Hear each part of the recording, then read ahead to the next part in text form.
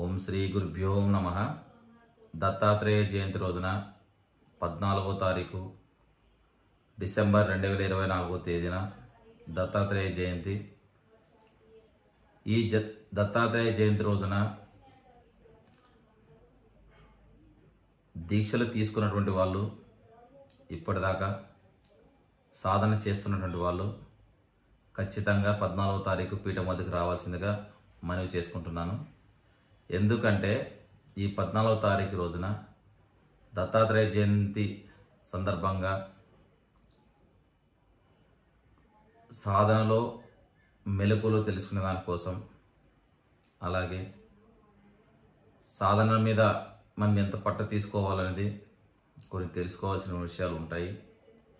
ఈ దత్తాత్రేయ సాధన మనం ఎందుకు చేయాలి అని అంటే, దత్తాత్రేయ జయంతి రోజున దత్తాత్రేయుని కనుక మనం పట్టుకోగలిగితే మనం చేసేటువంటి సాధనలకు మరియు మనకు కావాల్సిన పనులకు అనుకూలం అనేది ఏర్పడుతుందన్నమాట.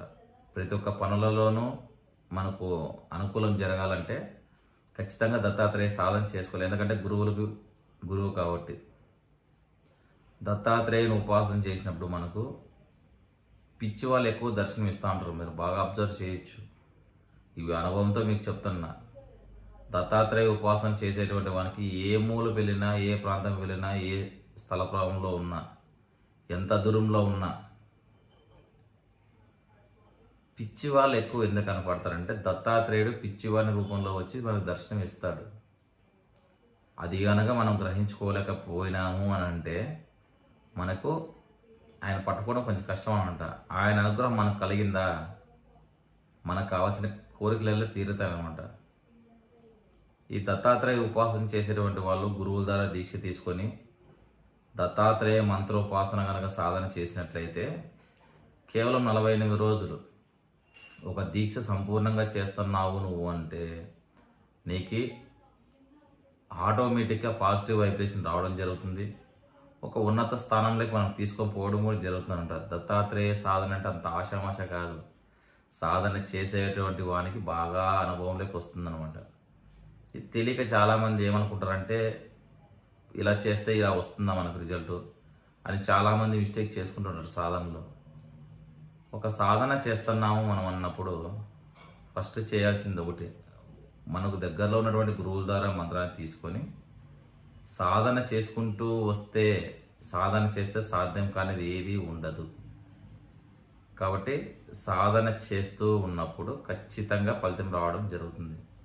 ఈ 48 రోజులు దీక్ష చేసేటప్పుడు ఎందుకు మనము నియమాలు పెట్టుకోవాలి, ఎందుకు మనం సాధన చేస్తున్నప్పుడు ఎందుకు ఈ కండిషన్స్ అన్ని ఎందుకు పెట్టుకుంటాము అంటే, మనసు పక్కకు వెళ్ళుకోకుండా, ఎటువంటి సంకల్పం లేకుండా, ఎటువంటి కామ్యం లేకుండా కనుక మనం సాధన చేసినట్లయితే మనకు మంత్ర విద్య అనేది మనకి తొందరగా సిద్ధి అవ్వడం జరుగుతుంది. అలాగే మనకు ఫలితం తొందరగా రావడం కూడా జరుగుతుంది. చాలామంది మిస్టేక్ చేసుకుంటారు అనమాట సాధనలో లోపాలు చేసుకొని. కాబట్టి ప్రతి ఒక్కరూ దీక్ష తీసుకున్నటువంటి వాళ్ళు 14వ తారీఖు ఖచ్చితంగా వజ్రేశ్వరి పీఠం వద్ద ఖచ్చితంగా రండి.